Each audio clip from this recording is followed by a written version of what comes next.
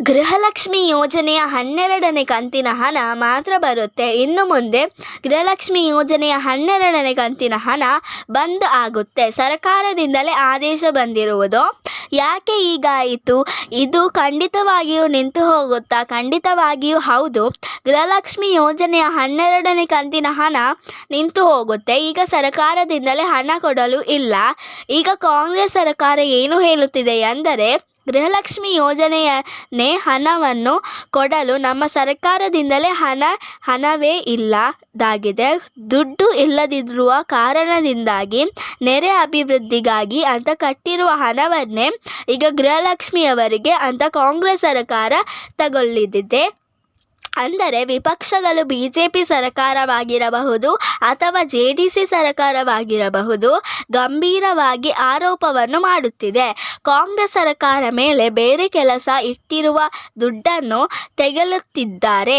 ಏನು ಎತ್ತ ಅಂತ ಸಂಪೂರ್ಣವಾಗಿ ನಾನು ತಿಳಿಸಿಕೊಡುತ್ತೇನೆ. ಈ ವಿಡಿಯೋವನ್ನು ತುಂಬ ಇಂಪಾರ್ಟೆಂಟ್ ಆಗಿದೆ. ಗೃಹಲಕ್ಷ್ಮಿ ಯೋಜನೆ ಮಾತ್ರವಲ್ಲ, ಇನ್ನು ಉಳಿದ 4 ಗ್ಯಾರಂಟಿ ಯೋಜನೆಗಳು ಬಗ್ಗೆ ಕೂಡ ತಿಳಿಸಿಕೊಡುತ್ತೇನೆ. ಎಲ್ಲ ವಿಷಯಗಳು ತಿಳಿಯಬೇಕಾದರೆ ನೀವು ಏನು ಮಾಡಬೇಕು ಎಂದರೆ ವಿಡಿಯೋವನ್ನು ಸ್ಕಿಪ್ ಮಾಡದೆ ನೋಡಬಾರದು, ಕೊನೆ ತನಕ ನೋಡಿ ಮತ್ತು ನಮ್ಮ ಚಾನಲನ್ನು ಪ್ಲೀಸ್ ಸಬ್ಸ್ಕ್ರೈಬ್ ಮಾಡಿ. ಯಾರೆಲ್ಲ ನಮ್ಮ ಚಾನಲನ್ನು ಸಬ್ಸ್ಕ್ರೈಬ್ ಮಾಡಿದ್ದೀರೋ ಅವರಿಗೆಲ್ಲ ನನ್ನ ಹೃದಯದ ಪೂರ್ವಕ ಅಭಿನಂದನೆಗಳು. ಮೊದಲನೆಯದಾಗಿ, ಗೃಹಲಕ್ಷ್ಮಿ ಯೋಜನೆಯ ಬಗ್ಗೆ ಯಾಕೆ ಇಷ್ಟೊಂದು ಗೊಂದಲವಾಗುತ್ತಿದೆ? ಇಷ್ಟು ದಿನ 5 ವರ್ಷಗಳು ಈ ಯೋಜನೆಗಳನ್ನು ಕೊಡುತ್ತೇವೆ ಎಂದು ಕಾಂಗ್ರೆಸ್ ಸರ್ಕಾರ ಮಾತು ಕೊಟ್ಟಿದೆ. ಜನಗಳು ಕೂಡ ಇದನ್ನೇ ನಂಬಿದ್ದರು. ಈಗ ಇದಕ್ಕಿದ್ದಂತೆ ಎಲೆಕ್ಷನ್ ಆದ ಮೇಲೆ ನಮಗೆ ಯಾವ ಕಂತಿನ ಹಣವೂ ಬಂದಿಲ್ಲ, 11ನೇ ಕಂತಿನ ಹಣ ನಾವು ಬಿಡುಗಡೆ ಮಾಡಿದ್ದೇವೆ ಅಂತಾನೆ ಹೇಳಿದ್ರು. ಆದರೆ ಇಲ್ಲಿ ಎಷ್ಟೋ ಜನರು ನಮಗೆ ಹಣ ಬಂದಿಲ್ಲ ಅಂತಾನೆ ಹೇಳುತ್ತಿದ್ದಾರೆ. ಇನ್ನು 12ನೇ ಕಂತಿನ ಗೃಹಲಕ್ಷ್ಮಿ ಯೋಜನೆಯ ಹಣವನ್ನು ಇನ್ನು ಮೇಲೆ ಯಾರಿಗೂ ಬರುವುದಿಲ್ಲ. ಖಂಡಿತವಾಗಿಯೂ ವಿಪಕ್ಷಗಳು ಹೇಳುತ್ತಾ ಇದೆ. ಪ್ರೂಫ್ ಸಮೇತವಾಗಿ ಯಾಕೆ ಅವರು ಹಾಗೆ ಹೇಳುತ್ತಿದ್ದಾರೆ ಅಂದರೆ, ನಿಜವಾಗಿಯೂ ಹಣ ಬರುವುದಿಲ್ಲ, ಖಂಡಿತವಾಗಿಯೂ ಹೌದು. ಆದರೆ ವಿಪಕ್ಷಗಳು ಯಾಕೆ ಹೀಗೆ ಕಾಂಗ್ರೆಸ್ ಸರ್ಕಾರದ ಮೇಲೆ ಆರೋಪ ಮಾಡುತ್ತಿದ್ದಾರೆ? ನೀವು ಹೇಳುವುದಾದರೆ, ಇಲ್ಲಿ ಕಾಂಗ್ರೆಸ್ ಸರ್ಕಾರ ಏನು ಮಾಡಿದೆ ಎಂದರೆ, ST ಅಭಿವೃದ್ಧಿ ಕಾರ್ಯಕ್ಕೆ ಬೇಕಾಗಿ ಮೀಸಲಿಟ್ಟಿರುವ ಹಣವನ್ನು ಈ ಗ್ಯಾರಂಟಿ ಯೋಜನೆಗೆ ಅಂತ ಹೇಳಿಬಿಟ್ಟು ಆ ಹಣವನ್ನು ಅವರು ತಗೊಂಡಿದ್ದಾರೆ. ಅಲ್ಲಿಗೆ ನೀವು ಅರ್ಥ ಮಾಡಿಕೊಳ್ಳಬೇಕು, ಸರ್ಕಾರದ ಬಳಿ ಹಣವಿಲ್ಲ, ಕಾಂಗ್ರೆಸ್ ಸರ್ಕಾರ ಹತ್ರ ಹಣವಿರುತ್ತಿದ್ದರೆ ಇವರು ಯಾಕೆ ಬೇರೆ ಕಾರ್ಯಕ್ಕೆ ಮೀಸಲಿಟ್ಟ ಹಣವನ್ನು ತಗೊಳ್ಳುತ್ತಿದ್ದಾರೆ? ಅದಾದರೆ ಈಗ ಸರ್ಕಾರದಲ್ಲಿ ಹಣವೇ ಇಲ್ಲ ಅಂತ ನಿಮಗೆ ಅರ್ಥವಾಗುತ್ತದೆ. 39 ಕೋಟಿ ಹಣ ದಲಿತ ಅಭಿವೃದ್ಧಿಗೆ ಮೀಸಲಿಟ್ಟ 39 ಕೋಟಿದಲ್ಲಿ ಈಗಾಗಲೇ 14,000 ಕೋಟಿ ಹಣವನ್ನು ರಾಜ್ಯ ಸರ್ಕಾರ ಈಗ ಗ್ಯಾರಂಟಿ ಯೋಜನೆಗಳಿಗೆ ತಗೊಂಡಿದೆ. ಯಾಕೆ? ಆದರೆ ರಾಜ್ಯ ಸರ್ಕಾರದ ಬಳಿ ಹಣವಿಲ್ಲ. ದುಡ್ಡೇ ಇದ್ದರೆ ಆ ಹಣಕ್ಕೆ ಕೈ ಹಾಕುತ್ತಿರಲಿಲ್ಲ. ಇದು ಎಲ್ಲರಿಗೂ ಕಾಮನ್ ಆಗಿ ತಿಳಿದಿರಬಹುದು.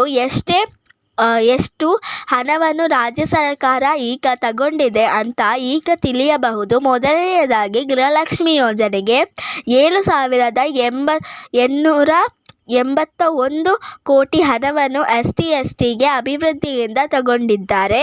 ಹಾಗೆ ಗೃಹಜ್ಯೋತಿ ಯೋಜನೆಗೆ 2,581 ಕೋಟಿ ಹಣವನ್ನು ಅದರಿಂದ ತಗೊಂಡಿದ್ದಾರೆ.